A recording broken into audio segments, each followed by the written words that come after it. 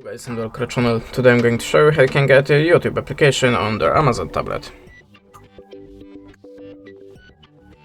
So in the first tab open the Silk browser, then look for the YouTube APK file.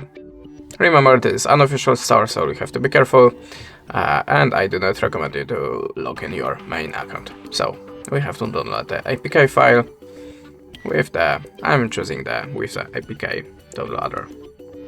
Now we have to wait a second and tap on the app. Choose install and open it. You can see the YouTube download accepting automatically, and now we have to wait a second again.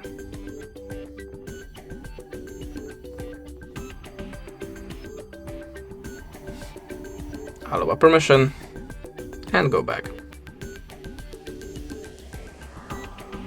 Install the YouTube application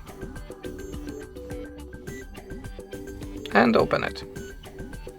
And that's it, this is how it works. Thanks for watching, leave us a subscribe or a comment, and goodbye.